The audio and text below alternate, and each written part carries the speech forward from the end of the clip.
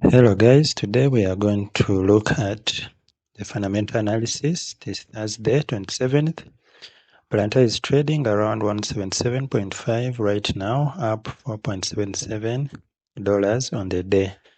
And before anything else, I want to give you the full context of what is happening today. And again, we're going to look at these things with you. First, what the Q2 earnings report actually said, and what the headline is more complicated than it looks. We're going to look at today's volume and why it is sending a specific signal that most people might be missing. And third, what the September options expiration setup means for the price action and why it matters for how you read the moves. Then we shall have a complete fundamental analysis, and also shall look at the real option strategies with live numbers from the chain and how I'm thinking about the positioning going into next week. And so let me get into it.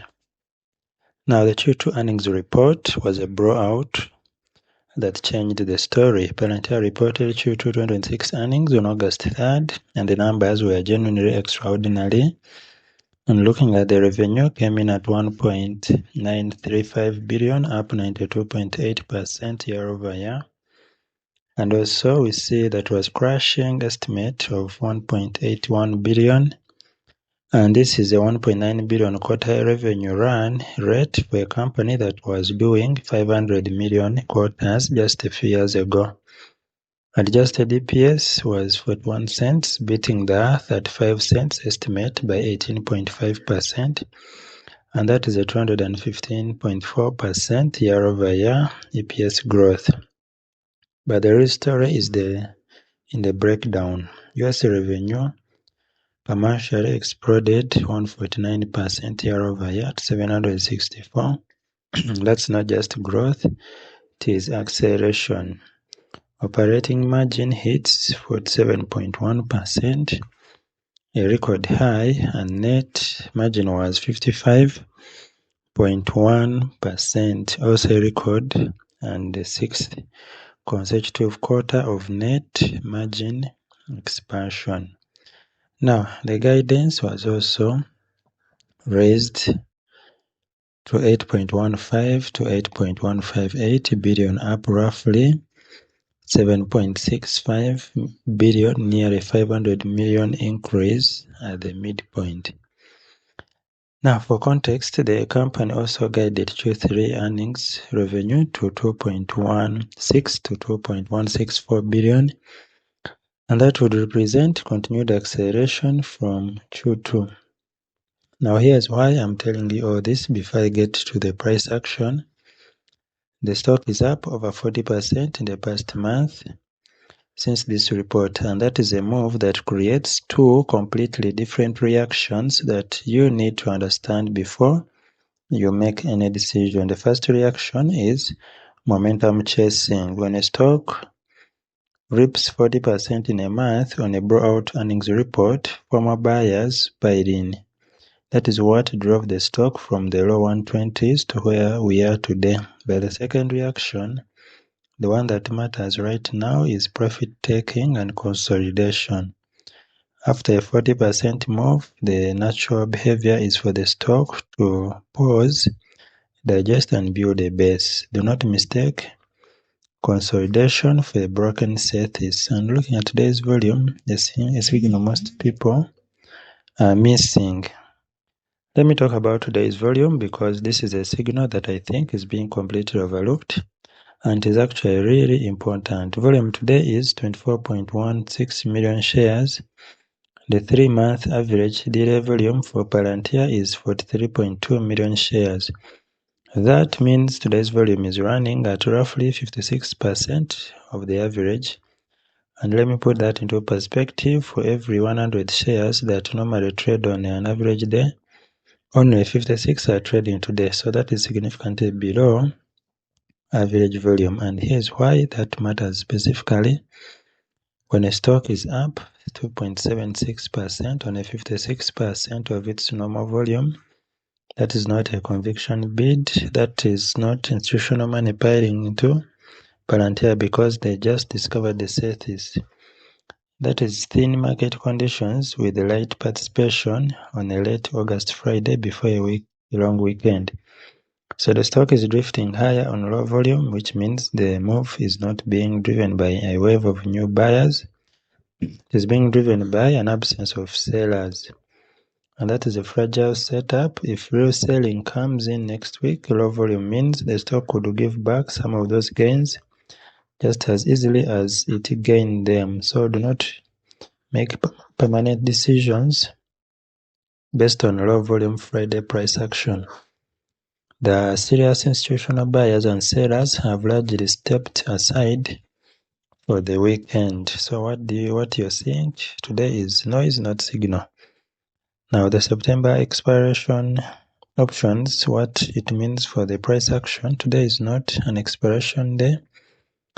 But the next major options expiration is September 18th, but that is exactly why I want to talk about it now, because the September 18th expiration is shaping up to be unusually significant. There are 254,823 call contracts open interest at the September 18th expiration, and that is a massive concentration of call options. And here's what that means in practice.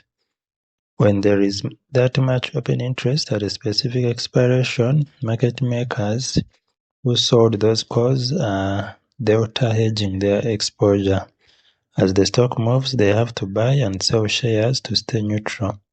And as we get closer to September 18th, that hedging activity can create pin risk, where the stock gets pulled towards key strike levels as market makers manage their expiring positions. So option traders are moderately bearish on Palantir right now, with put call skew steepening.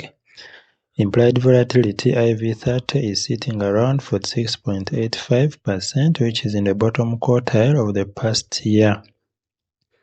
That means option premiums are historically cheap right now. And here's the key insight. Realized volatility is actually exceeding implied volatility. The stock is moving more than option prices suggest it should, so that creates an opportunity for option buyers. You are paying a discount for volatility that the stock is actually delivering. The September 18th expiration is 22 days away, and that is enough time for the macro picture to evolve, for the next set of data points to come in, and for the rate cut narrative to build or fade. So do not ignore the September 18th setup.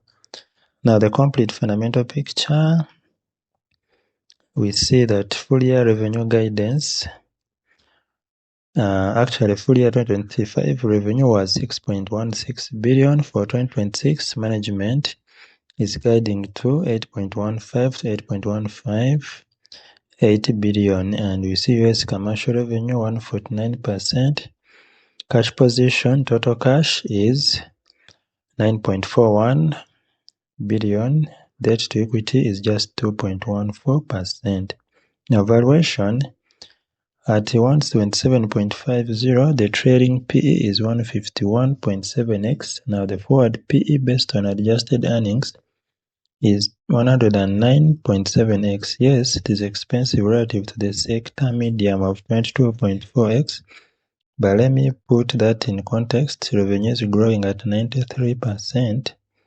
EPS is growing at 215%, and the Rule of 40 is at 155%. So you're paying for hyper growth, and the company is delivering hyper growth. Now let me talk about the analyst picture, because this is where it gets interesting. Truist reiterated the buy rating with a price target of 223. The analyst highlighted Palantir's strong positioning with forward deployed engineers.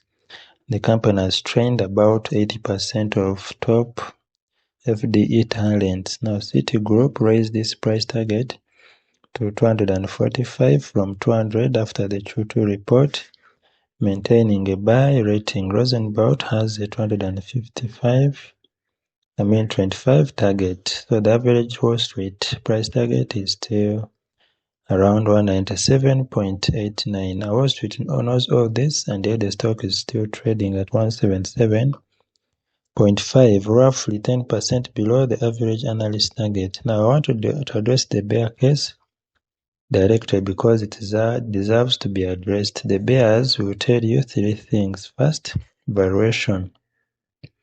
At 110x forward earnings, Palantir is priced for perfection. Any miss, any slowdown in bookings, any contract conversion issue could create a sharp market reaction. And that is real. The stock is expensive, but the company just delivered 93% revenue growth.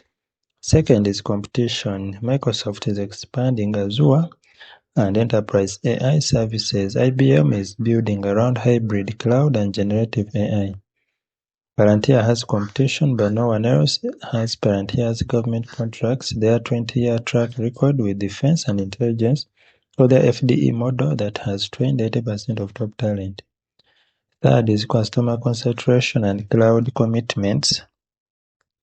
Palantir has a cloud hosting commitment of at least $5.6 billion through February 2036. Now the bull case is simpler. The company is growing the revenue at 93%, EPS at 215%. The stock is up 40% in a month.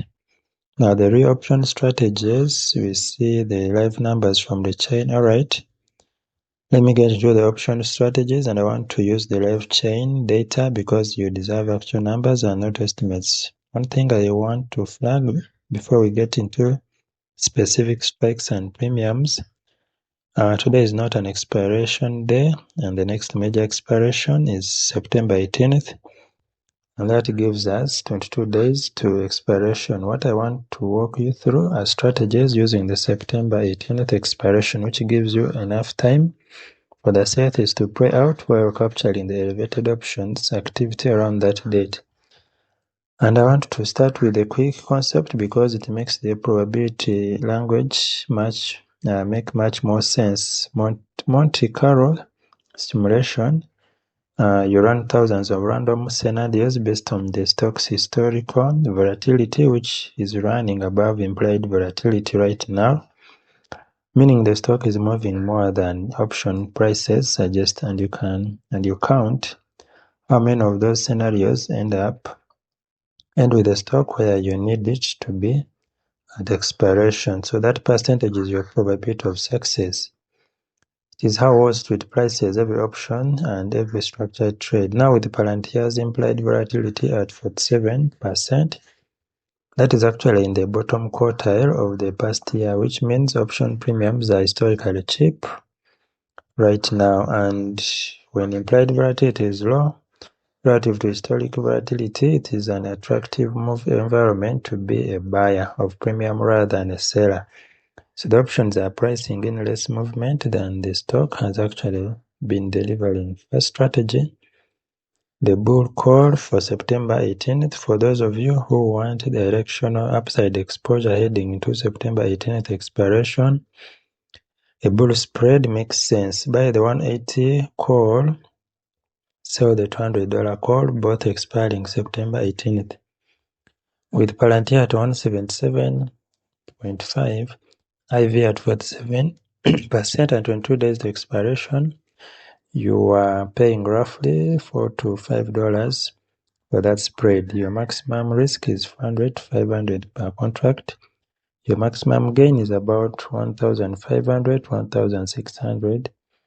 If Palantir is trading at September 18th expiration, that is roughly a 3 to 4 to 1 risk reward. Now with Q2 earnings brought out, the raised guidance and the 254,823 call contracts open at September 18 expiration, I think the probability of Palantir reaching $200 by September 18th is around 30 to 35%. That is a meaningful probability on a 3 to 1 payout. Keep this to 3 to 5% of portfolio on a $50,000 account. That is 2 to 3 contracts maximum. The second strategy is the cash secured put for income.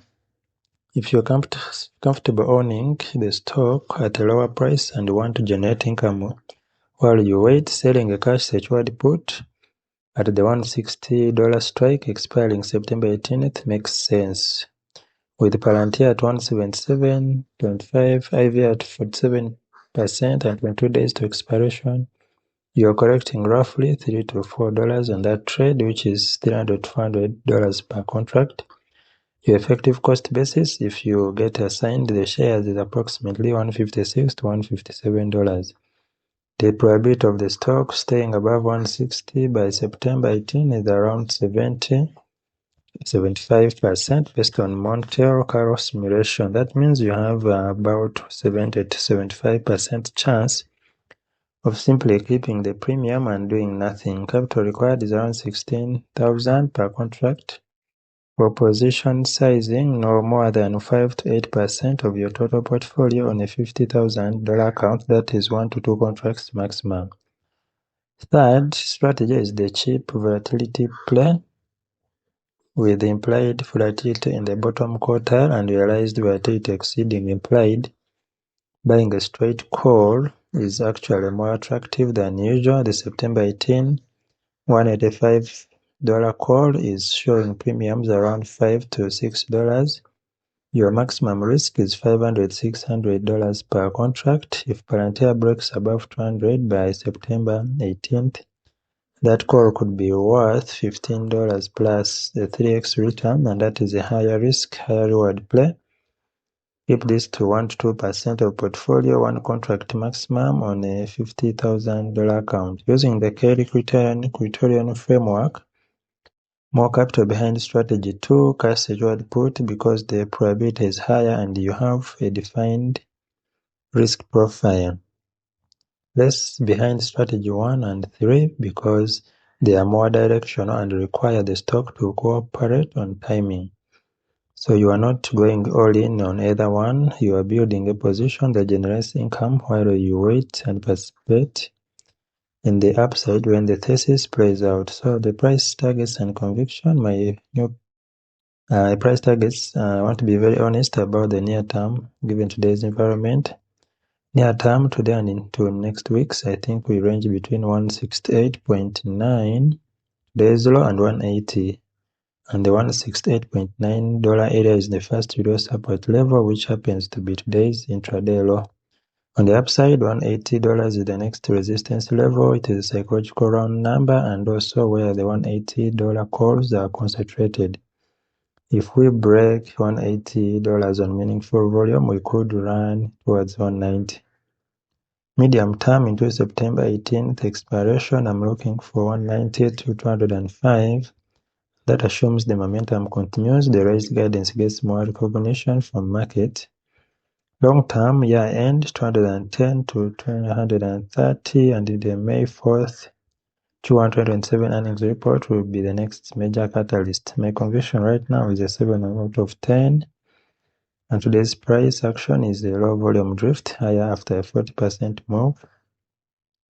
And this is not a new trend, that's a consolidation. So the combination of low volume, cheap implied volatility, and the massive September option setup creating a potential catalyst is not the signal that changes the medium term story. Okay, so I think today's move is noise on top of a story that is quietly getting stronger. And I'm watching the volume and also the September 18th options activity, and also I'm ready to adjust the data changes. So what are your thoughts about today? Please like, share, and subscribe, and also remember to put God first in whatever you do. See you then in the next video.